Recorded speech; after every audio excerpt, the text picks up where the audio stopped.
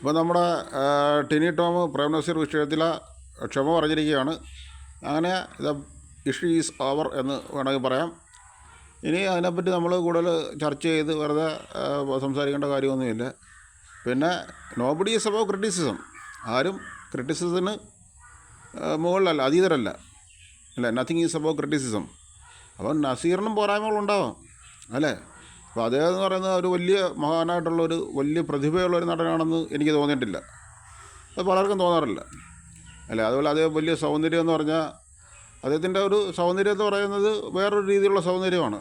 അല്ലാതെ ഒരു പ്രൊഫോൺ ക്യൂർനെസ് ഉള്ള ഒരാളായിട്ട് അല്ലെങ്കിൽ ഒരു അൺസൂപ്പർഫിഷ്യൽ ക്യൂർനെസ് ഉള്ള ഒരാളായിട്ട് തോന്നാറില്ല. മനസ്സിലായോ?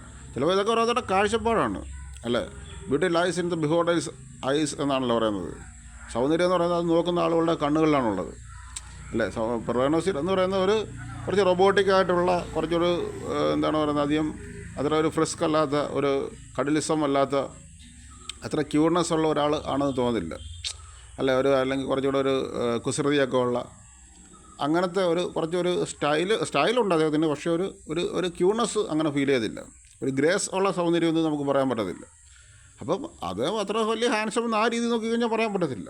ഇതൊക്കെ ഓരോരുത്തരുടെ മനസ്സിൻ്റെയും നോക്കുന്ന ഒരു കണ്ണുകളുടെയും ഒക്കെ ഒരു പ്രത്യേകതയാണ്. അങ്ങനെ ആ അർത്ഥത്തിലാണ് പറയുന്നത്. മനസ്സിലായോ? അതുപോലെ അദ്ദേഹം ഒരു വലിയ പ്രതിഭയുള്ള നടനാണെന്നൊന്നും തോന്നിയിട്ടില്ല. എന്നാൽ അദ്ദേഹം ഒരു മോശമെന്നൊന്നും പറയാൻ പറ്റത്തില്ല. പിന്നെ എല്ലാത്തിലും above all he's A very good human being. ഇപ്പം പ്രേം നസീറും അതുപോലെ തന്നെ ഒരു കലാഭവൻ മണിയൊക്കെ ഉള്ള നമ്മുടെ മലയാളത്തിലെ മഹാന്മാരെന്ന് പറയാനാണ്.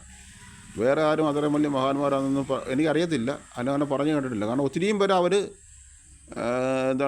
കൈയും മെയ്യും മറന്ന് സഹായിച്ചിട്ടുണ്ട് ഈ പ്രേം നസീർ കലാഭവൻ മണി. അതുകൊണ്ട് അവർ ഏറ്റവും വലിയ ആൾക്കാരാണ്. അവർക്കും പോരായ്മകളുണ്ടാവാം, അവർ മനുഷ്യരല്ലയോ, അവർക്കും പോരായ്മകളുണ്ടാവാം, കുറവുകളുണ്ടാവാം, പിന്നെ അങ്ങനെയൊക്കെ ഉണ്ടാവാം.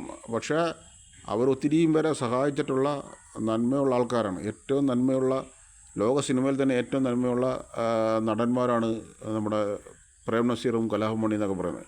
ബാക്കിയുള്ളവർ സഹായിക്കാത്തത് ഒരു പക്ഷേ അവർക്ക് തിരക്കുകളുള്ളതുകൊണ്ടാവാം, അല്ലെങ്കിൽ അവർ കാര്യങ്ങൾക്ക് മനസ്സിലാക്കാൻ കഴിയാത്തതുകൊണ്ടായിരിക്കും. ചിലപ്പോൾ ഒരാളുടെ ഒരു ആപത്ത് ഘട്ടത്തെ മനസ്സിലാക്കാനുള്ള കഴിവില്ലാത്തതുകൊണ്ടാവാം, അല്ലെങ്കിൽ തിരക്കുകളുള്ളതുകൊണ്ടാവാം.